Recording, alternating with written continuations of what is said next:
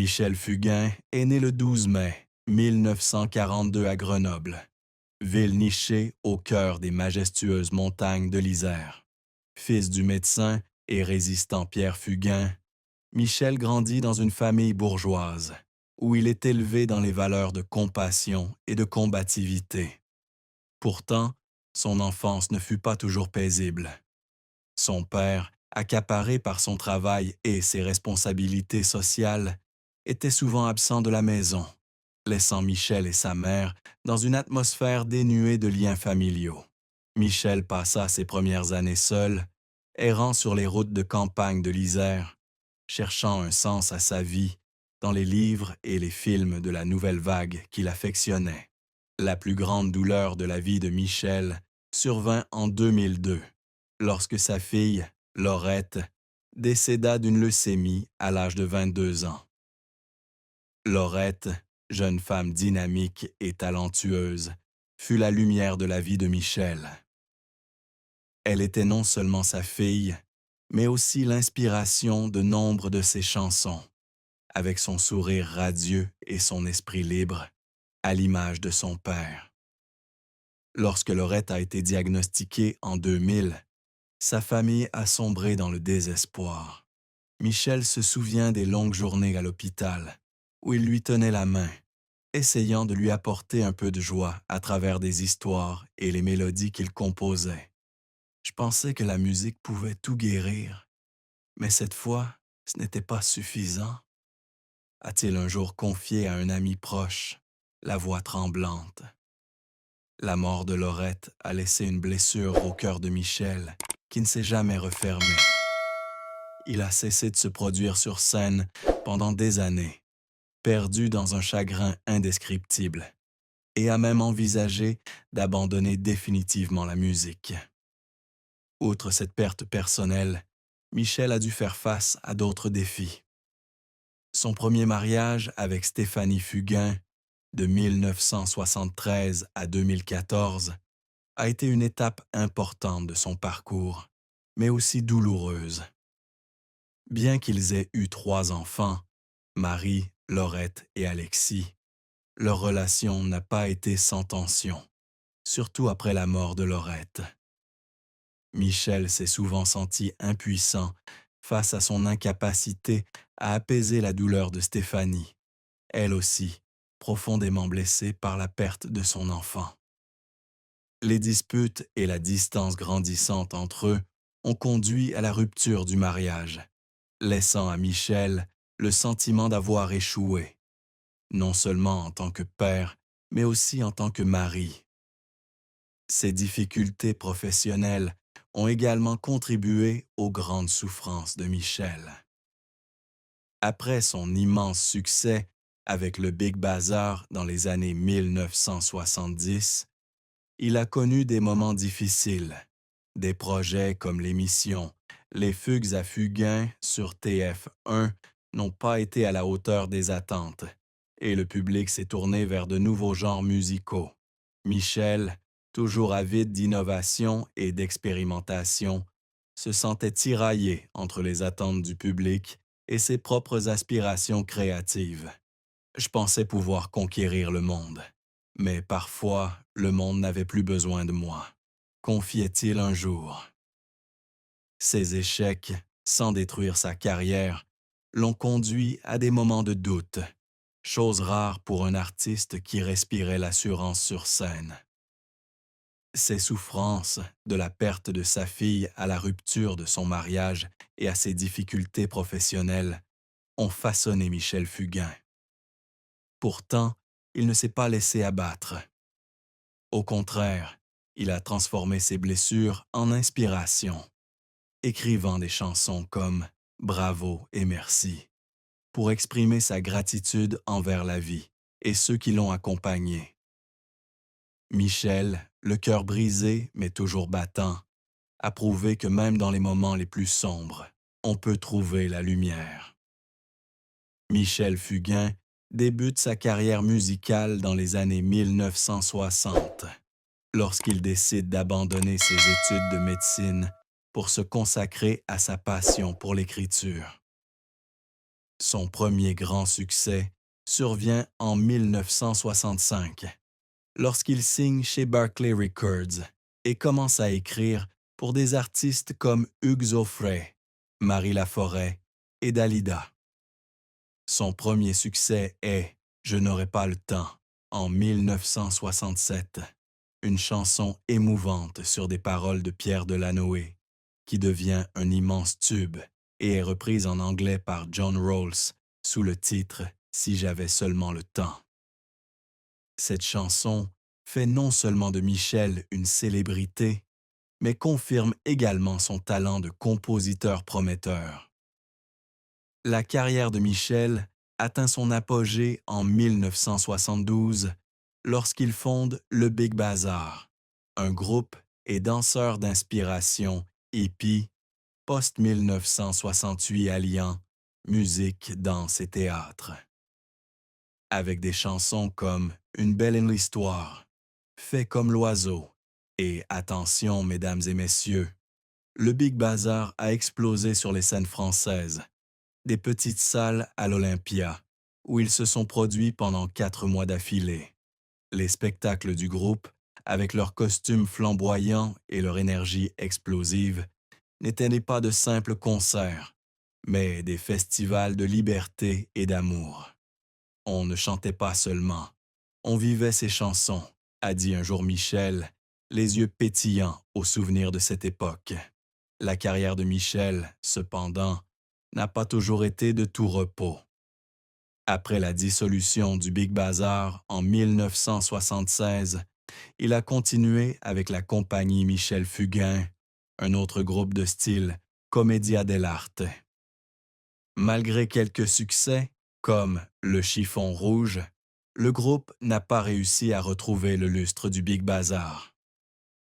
Les années 1980 et 1990 ont été difficiles, avec des albums comme Viva la Vida et Chaque jour de plus, qui n'ont pas rencontré les succès escomptés.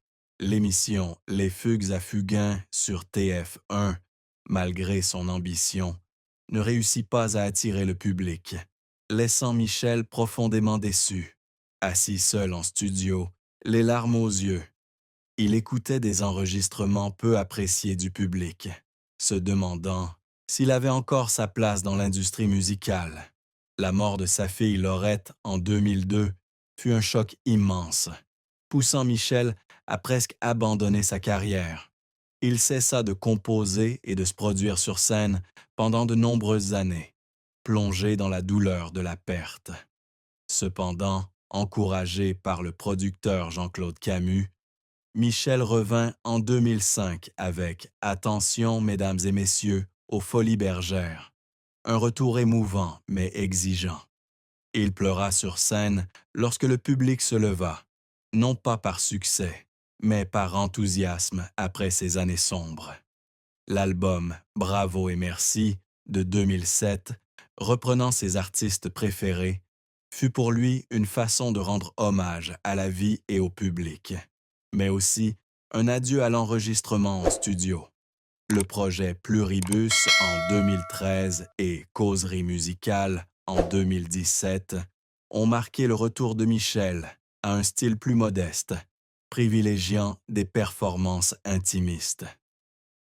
Ces efforts, même s'ils n'ont pas rencontré un grand succès commercial, témoignent de son esprit inébranlable.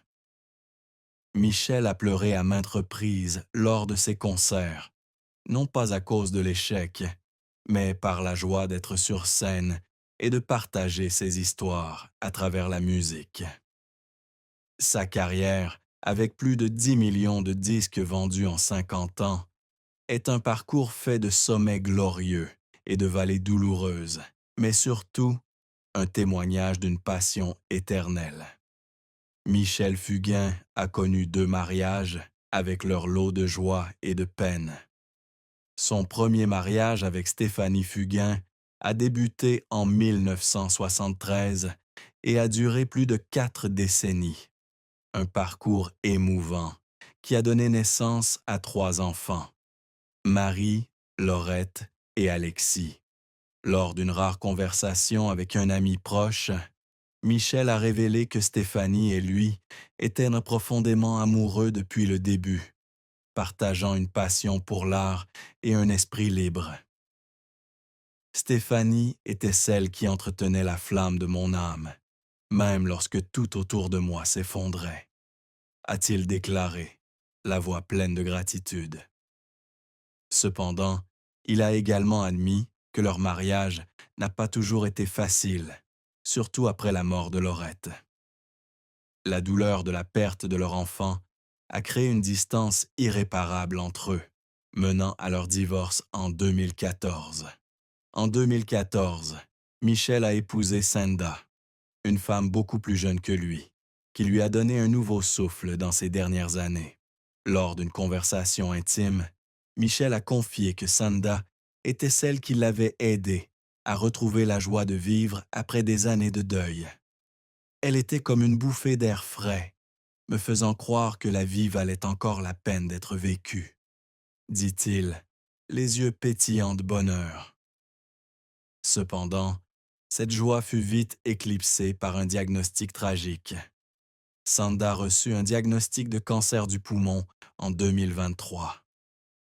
La nouvelle fut un choc pour Michel, qui avait perdu sa fille d'une leucémie. Il se souvint du moment où le SAN, médecin, annonça les résultats, assis à côté de Sanda, lui tenant la main, incapable de retenir ses larmes. « J'ai perdu Laurette, et maintenant j'ai peur de perdre Sanda. Je ne sais pas si j'aurai la force d'affronter à nouveau cette douleur, » dit-il, la voix brisée, les larmes aux yeux. Michel passa les mois suivants aux côtés de Sanda, l'accompagnant à ses traitements et essayant de lui apporter de la joie à travers des chansons qu'il composait pour elle. Il confia que regarder Sanda lutter contre la maladie était à la fois un sentiment d'admiration et de douleur. Elle était plus forte que moi, mais je savais qu'elle aussi avait peur. Je voulais juste lui dire que je serais là, quoi qu'il arrive, dit-il. Ces moments, à la fois émouvants et douloureux, ont amené Michel à repenser à sa vie, réalisant que l'amour, s'il est source de grande joie, s'accompagne inévitablement de souffrance. Le premier mariage de Michel Fugain avec Stéphanie Fugain fut une histoire de plus de 4 décennies, jalonnée de beaux moments, mais aussi de moments sombres et douloureux. Ils se rencontrèrent au début des années 1970, alors que Michel était au sommet de sa carrière avec le Big Bazar. Stéphanie, avec son esprit libre et sa passion pour l'art, devint rapidement sa compagne idéale. Ensemble, ils élevèrent une famille de 3 enfants, et Stéphanie participait souvent aux projets musicaux de Michel, du choix des chansons à la scénographie. Elle était non seulement ma femme, mais aussi mon amie, mon mentor, celle qui m'a guidé sur le droit chemin, confia un jour Michel à un ami. Cependant, leur relation ne fut pas exempte de tensions. La carrière chargée de Michel, avec ses longues tournées et ses pressions créatives, l'éloignait souvent de la maison, laissant Stéphanie seule pour s'occuper des enfants. Des disputes ont commencé à surgir, notamment lorsque Michel a investi trop de temps et d'argent dans des projets comme les Fugues à Fugain, qui n'ont pas rencontré le succès escompté. Stéphanie, bien qu'aimant son mari, s'est sentie abandonnée au moment où elle avait le plus besoin de lui. Il y avait des soirs où je restais seul, me demandant si je faisais encore partie de son monde, confiait-elle un jour à un ami proche. La mort de Laurette en 2002 fut le plus grand bouleversement de leur mariage. Michel et Stéphanie furent tous deux profondément attristés, mais ils surmontèrent la situation différemment. Michel se tourna vers la musique pour s'évader, tandis que Stéphanie fonda la fondation Laurette Fugain pour soutenir la recherche sur la leucémie, une cause qui la consuma de tout son cœur.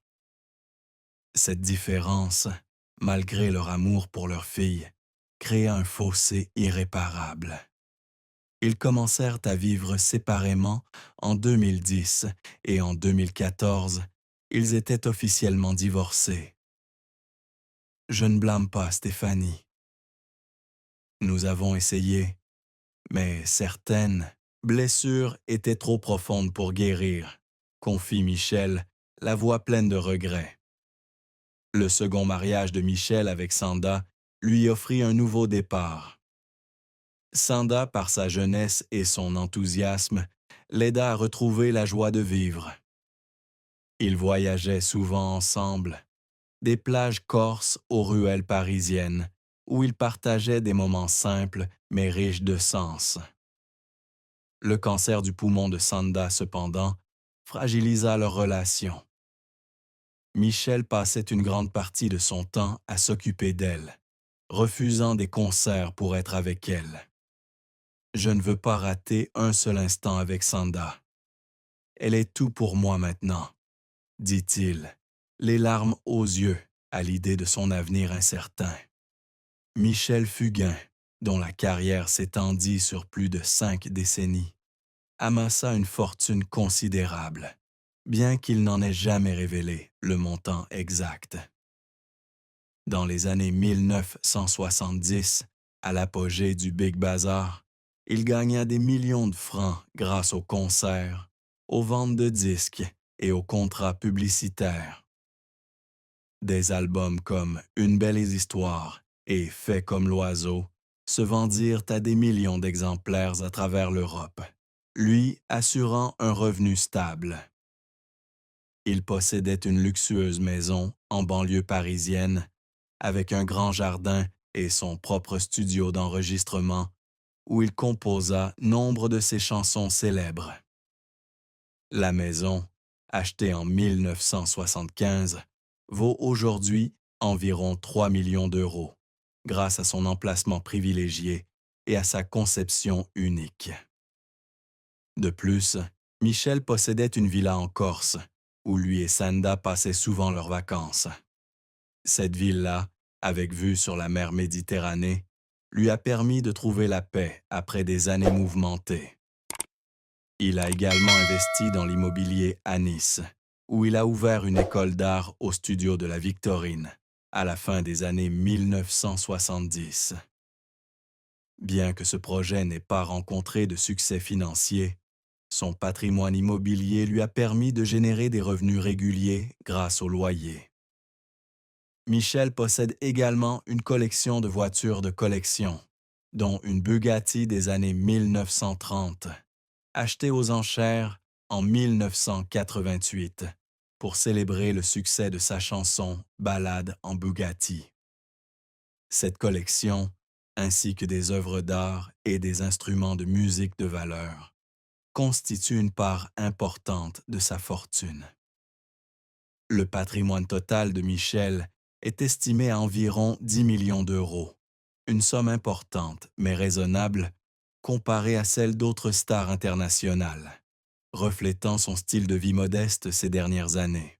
Cependant, Michel n'a pas toujours su gérer ses finances avec brio. Dans les années 1980, il a investi massivement dans des projets tels que Les Fugues à Fugain et plusieurs comédies musicales, ce qui a entraîné des pertes importantes. Il a dû vendre certains de ses biens pour rembourser ses dettes, une période qu'il a laissé gêné et frustré. Je pensais que l'argent apporterait le bonheur, mais au final, cela m'a fait réaliser que la famille et la musique sont les choses les plus importantes, a-t-il déclaré un jour. Jour.